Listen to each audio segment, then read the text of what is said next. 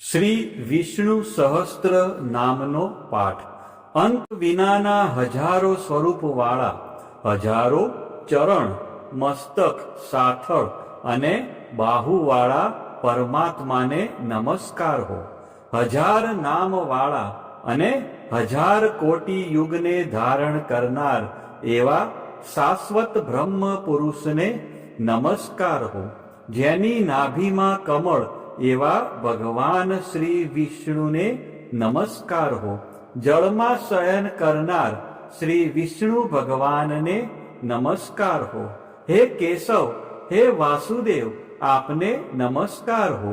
બ્રહ્મ સ્વરૂપ અને ગૌ બ્રહ્મનું હિત કરનાર એવા દેવને નમસ્કાર હો. જગતનું હિત કરનાર શ્રી કૃષ્ણને નમસ્કાર હો. ગોવિંદ સ્વરૂપને નમસ્કાર હો. જેમ આકાશમાંથી પૃથ્વી પર પડેલું પાણી સમુદ્રમાં જાય છે, તેમ બધા દેવોને કરેલા નમસ્કાર ભગવાન કેશવ પ્રતિ જાય છે. જેમાં શ્રી હરિનું ભજન પૂજન થાય છે એવા આ માર્ગ નિષ્કુંઠ છે, અને શ્રી હરિના ભજન પૂજન વિનાના માર્ગને કુમાર્ગ જાણવો. બધા વેદો જાણવાથી જે પુણ્ય થાય છે અને સર્વ તીર્થ યાત્રાથી જે ફળ મળે છે, તે સમગ્ર ફળ દુષ્ટોનો નાશ કરનાર શ્રી વિષ્ણુ ભગવાનની આ સ્તુતિ શ્રદ્ધાપૂર્વક કરવાથી મળે છે. જે મનુષ્ય શ્રી હરિના મંદિરમાં નિત્ય 3 વાર પ્રભાત, મધ્યાહન અને સાયંકાળ માં 2 કે 1 વાર પણ આ વિષ્ણુ સહસ્ત્રનો પાઠ કરે છે, તેના સર્વ પાપ કર્મો નાશ પામે છે. જે મનુષ્ય આ સ્ત્રોતનો પાઠ ભાવ ભક્તિથી કરે છે, તેના શત્રુઓ બળી જાય છે. તેના ઉપર સર્વ ગ્રહો શાંત રહે છે અને તેના સર્વ પાપ વિનાશ પામે છે. જેણે શ્રદ્ધાપૂર્વક આ સ્ત્રોતોનું ધ્યાન કર્યું કે પાઠ કર્યા, તેને સર્વ દાન આપ્યા અને દેવોની ઋણા પ્રકારની પૂજા કરી એમ સમજવું. જે મનુષ્ય દરેક બારસના દિવસે મારી સમીપ આ સહસ્ત્ર નામનો પાઠ કરે છે, તેને આ લોક કે પરલોકમાં કોઈ પણ ઠેકાણે ભય રહેતો નથી અને તેના કરોડો પાપ ધીમે ધીમે બળી જાય છે. હે અર્જુન, જે મનુષ્ય પીપળાની પાસે કે તુલસીની પાસે બેસીને આ શ્રી વિષ્ણુ સહસ્ત્ર નામનો પાઠ કરે છે, તે કરોડો ગાયોના દાનનું ફળ પામે છે. વળી જે મનુષ્ય નિત્ય શિવાલય અથવા તુલસીના વનમાં બેસીને નિત્ય શ્રી વિષ્ણુ સહસ્ત્ર નામનો પાઠ કરે છે, તે મોક્ષ પામે છે અને તેના બ્રહ્મમાં ઇત્યાદિ ઘોર પાપ હોય તો પણ તે સર્વનાશ પામે છે, એવું ચક્રધારી ભગવાનનું વચન છે. ઇતિ શ્રી જન્મ મહાભારત ભીમ યુધિષ્ઠિર સંવાદે શ્રી વિષ્ણુ દિવ્ય સહસ્ત્રના સ્તુતિ સંપૂર્ણ. હવે આપણે ભગવાન શ્રી વિષ્ણુના 108 દિવ્ય નામ, જેને અષ્ટોત્તર સતનામાવલી કહેવાય છે, જે નીચે મુજબ છે. આપણે આ બધા નામો શાંતિથી સાંભળીશું. આ નામોનો જાપ કરવાથી મનને શાંતિ મળે છે અને આધ્યાત્મિક ઉન્નતિ થાય છે. ઓમ વિષ્ણવે નમઃ. ઓમ વિશ્વરૂપાય નમઃ. ઓમ પદ્મનાભાય નમઃ. ઓમ પ્રજાપતયે નમઃ. ઓમ ઋષિકેશાય નમઃ. ઓમ પદ્મનાભાય નમઃ. ઓમ માધવાય નમઃ. ઓમ જનાર્દનાય નમઃ. ઓમ ગોવિંદાય નમઃ. ઓમ ત્રિવિક્રમાય નમઃ. ઓમ શ્રીધરાય નમઃ. ઓમ કેશવાય નમઃ. ઓમ પુરુષોત્તમાય નમઃ. ॐ दामोदराय नमः। ॐ अच्युताय नमः। ॐ साणङ्गपाणये नमः। ॐ उपेन्द्राय नमः। ॐ इन्द्राय नमः। ॐ वामनाय नमः। ॐ वैकुण्ठाय नमः।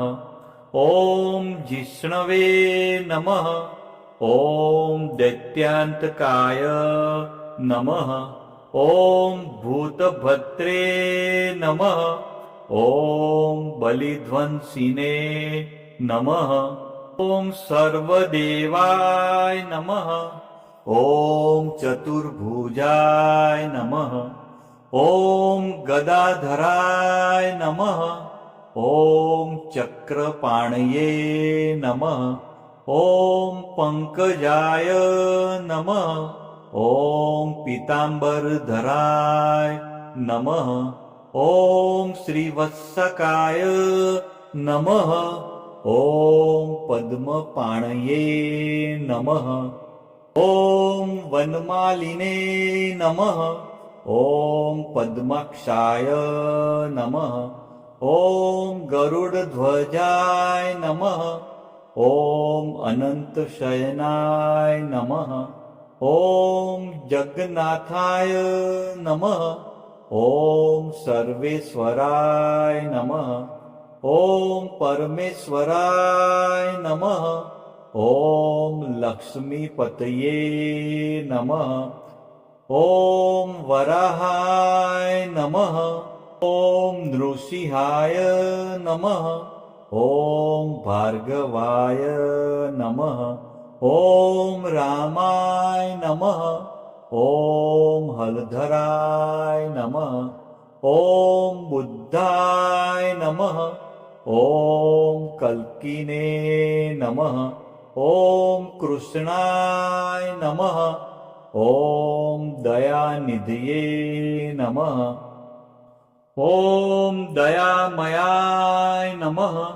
ॐ ज्ञानेश्वराय नमः। ॐ विश्वकर्मणे नमः। ॐ सच्चिदानन्दाय नमः। ॐ निर्गुणाय नमः। ॐ सगुणाय नमः। ॐ सर्व आत्मने नमः। ॐ अन्तर्यामिने नमः। ॐ कमलाक्षाय नमः। ॐ मुकुन्दाय नमः। ॐ मुरलीधराय नमः। ॐ पीताम्बरधराय नमः। ॐ गोपालकाय नमः। ॐ गोपीवल्लभाय नमः। ॐ कामदाय नमः। ॐ मोक्षदाय नमः। ॐ वरदाय नमः। ॐ शरणागतवत्सलाय नमः। ॐ भक्तपालकाय नमः। ॐ दीनबन्धवे नमः। ॐ करुणासागराय नमः। ॐ कमलापतये नमः। ॐ चतुर्वेदाय नमः। ॐ वेदान्तवेदाय नमः। ॐ यज्ञेश्वराय नमः। ॐ धर्मध्यक्षाय नमः। ॐ विश्वतोमुखाय नमः। ॐ सहस्रशीर्षाय नमः। ॐ सहस्रसाक्षाय नमः। ॐ सहस्रपाटे नमः। ॐ परायणाय नमः। ॐ परब्रह्मणे नमः। ॐ परमात्मने नमः। ॐ अनादिनिधनाय नमः। ॐ अजाय नमः। ॐ शाश्वताय नमः। ॐ अव्याय नमः। ॐ पुरुषाय नमः। ॐ प्राणाय नमः। ॐ प्रणवाय नमः। ॐ ओमकाराय नमः। ॐ सत्याय नमः। ॐ ज्ञानाय नमः। ॐ विभवे नमः। ॐ प्रभवे नमः। ॐ ईशनाय नमः। ॐ महेश्वराय नमः। ॐ रुद्राय नमः। ॐ शिवाय नमः। ॐ कालाय नमः। ॐ मृत्युञ्जयाय नमः। ॐ अमृताय नमः। ॐ सर्वज्ञाय नमः। ॐ सर्वावस्थाय नमः। ॐ सनातनाय नमः। ॐ सर्वव्यापिने नमः। ॐ अनन्तरूपाय नमः। ॐ भगवते नमः। ॐ વિષ્ણવે નમઃ। આ જ પ્રમાણે રોજ સવાર, બપોર અને સાયંકાળે એમ 3 વખત શ્રી વિષ્ણુ ભગવાનનો પાઠ અવશ્ય સાંભળવો. ઓમ નમો ભગવાન